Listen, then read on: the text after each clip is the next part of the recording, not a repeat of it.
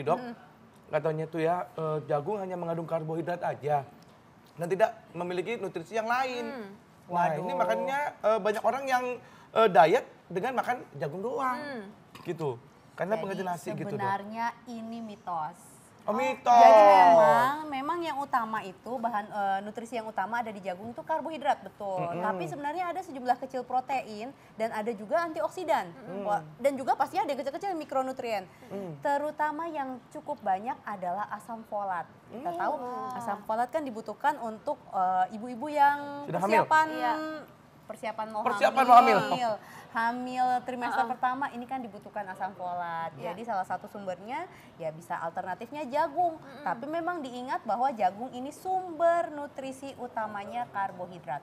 Utamanya karbohidrat. Tapi ada antioksidan, juga ada yang kecil-kecilnya mikronutrien, itulah Bekti ini yang buat mesin-mesin penggerak metabolisme. Oh, jadi bagus banget dong ya jagung itu. Oke, dok, ini juga nih dok, masyarakat nih ya kan biasanya kan kalau misalnya mau makan jagung kan pastinya direbus atau dibakar.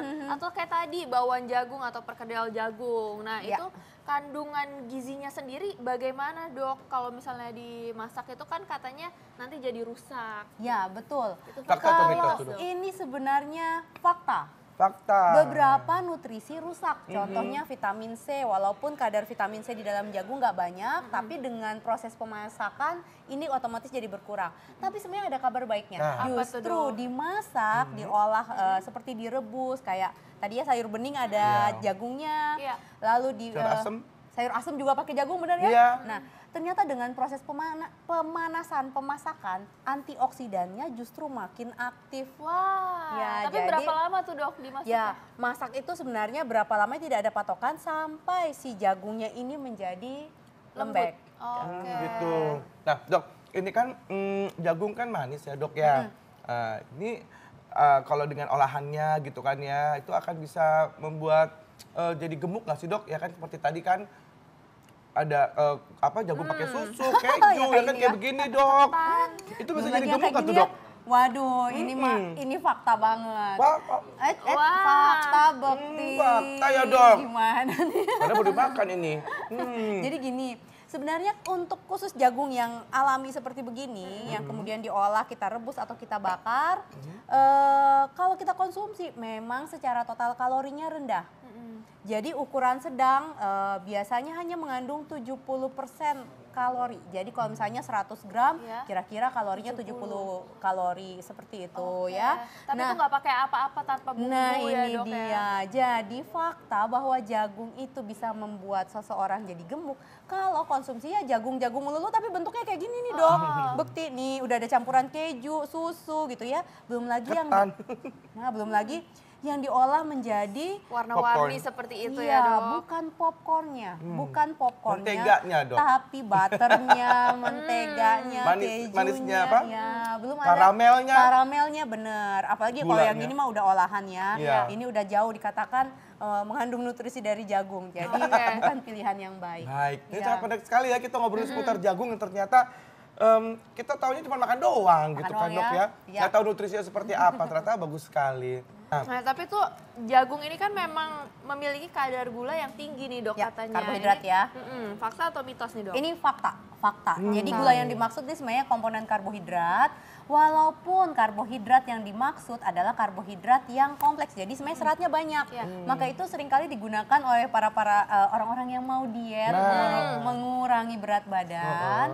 Mereka sukanya mengganti sumber karbohidratnya menggunakan jagung. Karena makannya dikit, kenyangnya tahan lama karena seratnya tadi tinggi dan juga bisa menghasilkan energi karena kadar karbohidrat atau yang biasa orang sebut gula itu cukup. Itu kalau untuk yang diabetes gimana tuh? Aman. Karena gini, gula yang dimaksud itu sebenarnya tanda kutip karbohidrat Bekti gitu ya. Tapi dengan seratnya yang cukup tinggi otomatis penyerapan kita akan berusaha menjaga supaya penyerapan gula yang ada dari jagung ini pelan-pelan.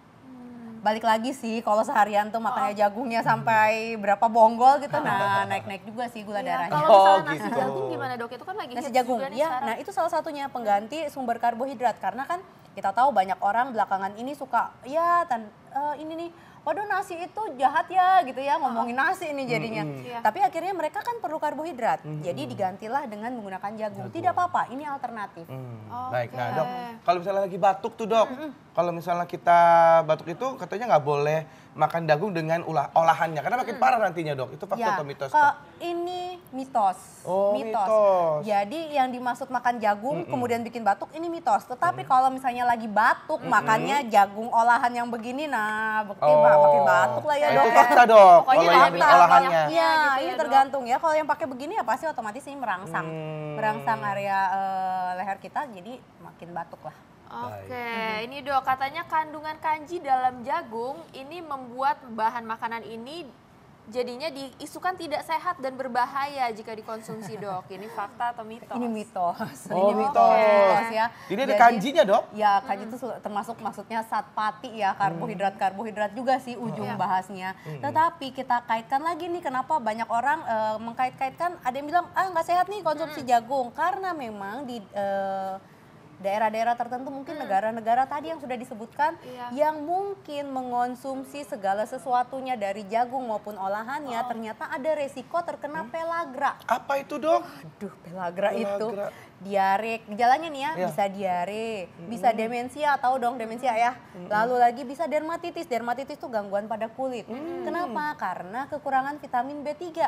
Bukan B3-nya karena nggak ada di dalam jagung, tapi ternyata juga kekurangan asam amino yang esensial namanya triptofan. Nah, ini dikaitkan, jadi hati-hati kalau misalnya orang yang cenderung makanya jagung aja melulu. Tetap harus ada variasinya Nah, ya dok ya. balik lagi gizi seimbang itu harus ada variasi, tidak hanya satu jenis aja. Oke, berarti kita harus hati-hati juga ya kalau makan jagung, dan apalagi kalau lagi diet begitu ya. Ya, jadi jangan terlalu ekstrim. Terus dibilangin jagung seratnya tinggi, akhirnya seharian jagung, seminggu jagung aja melulu. Akhirnya harus ganti-ganti.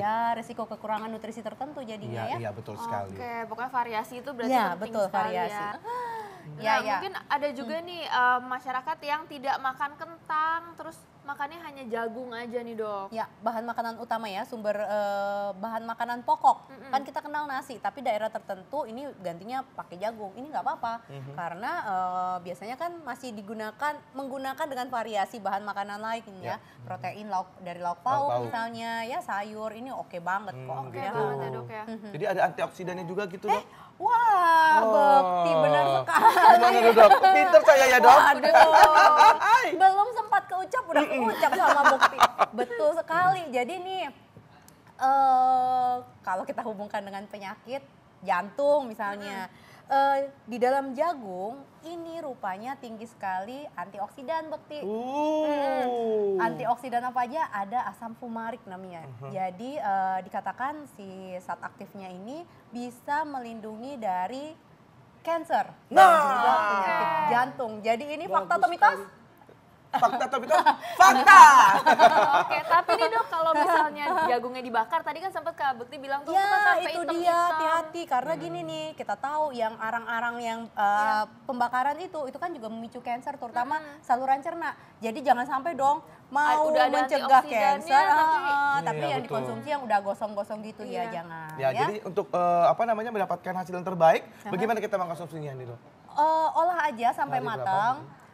Jadikan bahan makanan pokok, pengganti nasi boleh sekali. Hati-hati jangan sampai terolah menjadi tadi Popcorn, atau digoreng seperti ini. Marning ya namanya ya. Ada lagi yang jadi sereal ya. Hati-hati karena biasanya kita konsumsinya nggak tunggal gitu ya. Kita campur sama dengan bahan-bahan lain. Biasanya yang- anak-anak tuh dok sereal Iya, dikasih enak. susu. untuk ya sarapan. betul, itu sumber energi yang baik, tetapi hati-hati kombinasinya Dokter Sheila ya, kombinasinya. jangan sampai yang dikonsumsi adalah dominan karbo. Berarti direbus ya lebih baik ya? Ya lebih baik direbus. Lalu ada lagi nih, selain tadi antioksidan itu Iya. ada lutein. Apa itu lutein? Lutein ini bagus sekali untuk kesehatan mata karena terbukti melindungi nih fase kalau orang-orang tua kan bertambahnya usia, Iya. ada degeneratif pada susunan di dalam matanya, akhirnya beresiko untuk gangguan Mata, penglihatan. penglihatan. Jadi lutein di dalam jagung ini cukup baik ya, tadi kalau melalui pemasakan antioksidannya jadi makin aktif. Jadi jagung juga bagus untuk kesehatan mata ya Iya. dok? Waduh bagus banget ternyata nih dok. Jadi sehari berapa kali dok kalau bagus sih dok? Kalau Bekti makan nasi berapa kali? 3 kali. Ya udah, 3 kali juga boleh. Oh, Tapi 3 jangan kali lupa boleh. digabung sama Ini yang segini lain. satu Ya, buah ini? ya satu gini sebenarnya udah cukup bikin kenyang. Oke. Ya, tapi kalau Bekti ngemilnya 5 kali, terus 5 kali juga makan jagung segini, ya hati-hati Nah, kalau aja. kebanyakan kenapa tuh, Dok? Nanti nimbang berat badannya ya. Oh. Takutnya jadi bener nggak dok ya? bener, Kebanyakan bener. jadi balik Dan balik pastinya lagi. harus variasi Ya, tadi ya dok ya, variasi. supaya nggak Jadi, kekurangan ya. vitamin dan mineral dari yang lain. Betul. Baik dok, terima kasih banyak dok. Terima kasih. Terima kasih, dokter. Terima kasih.